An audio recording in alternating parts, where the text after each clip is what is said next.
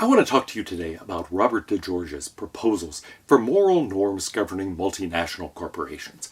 How do you conduct international business? It's a complicated challenge involving a wide variety of different perspectives, of different legal, cultural, economic, political systems, all of which have to be brought together and made to work well enough together that a company can actually manage to achieve its mission, that it can accomplish something by locating in more than one country. It's a difficult problem from an ethical point of view. It's one that requires reconciling lots of different ethical type systems, lots of different values, lots of different practices. And so it's a hard thing to deal with. How does one deal with that? Do you take a theory off the shelf, as it were, a consequentialist theory, a Kantian theory, etc., and try to apply it? Or do you try to have something that is sensitive to the unique problems, the unique moral conflicts that multinational corporations face? DeGeorge thinks it's important to do that. That is to say, to develop a set of norms that are special to this kind of situation, to trying to deal with a variety of those perspectives where you've got different political, legal, economic systems. At the same time, you've got a variety of different cultural norms and practices, different ethical perspectives, all of which have to be combined and made to work together well enough for the company to accomplish its mission. Here is what he proposes. The first norm he proposes is very simple. It's rather like the basic principle of medicine: first, do no harm. That's his idea. Do no harm. Never do intentional direct harm to the host country.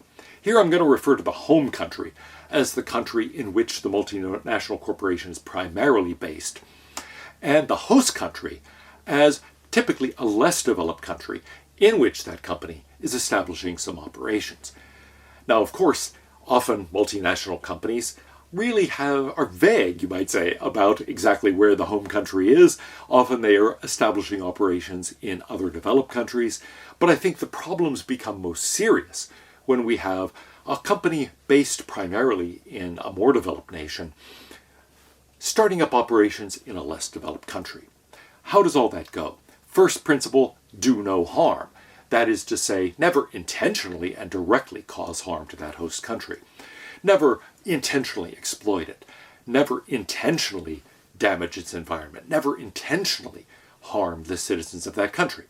Now, it may be that the operations of the company end up producing some harm, and he's not implying that that's okay, but on the other hand, that's something that all of us can do. We can all do moral harm simply by making mistakes.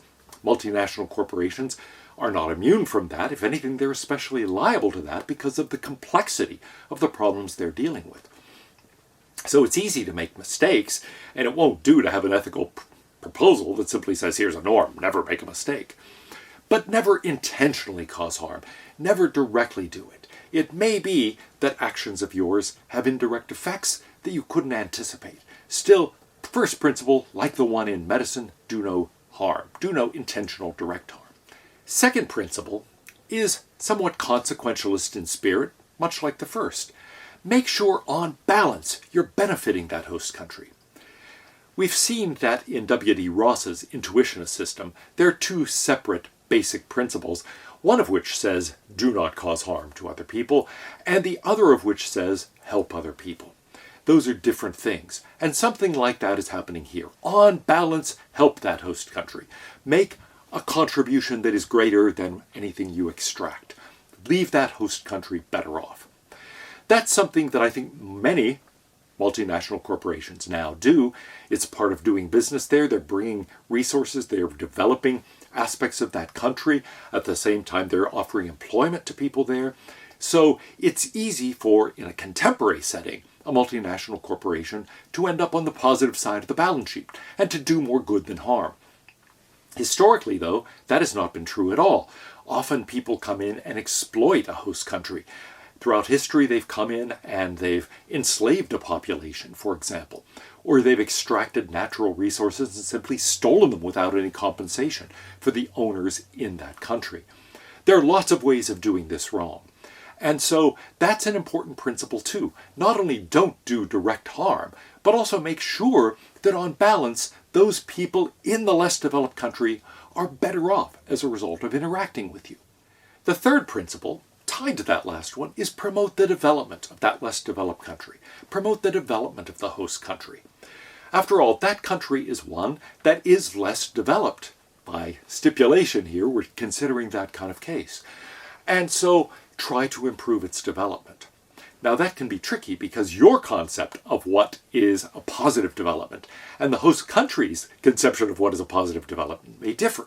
So one has to be sensitive to those differences. Still help that country to develop. Help that country, for example, build an adequate transportation system, an adequate system of roads, an adequate system of medical care, and so on and so forth. Help it to develop the kind of infrastructure that not only helps your company, but helps the people in that host country, whether they work for or are customers of your company or not. And this seems to go without saying, a nice Kantian principle: respect your employees. Respect the human rights of your employees. Whatever you do, you should not come in and violate people's rights. You should respect them and respect their rights. This is in part a question of what human rights are.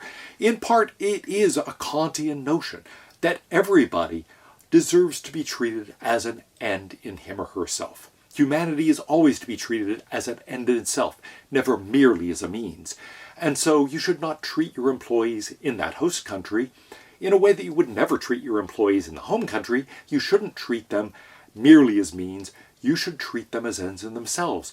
You should treat them with full moral respect, and that entails respecting their rights.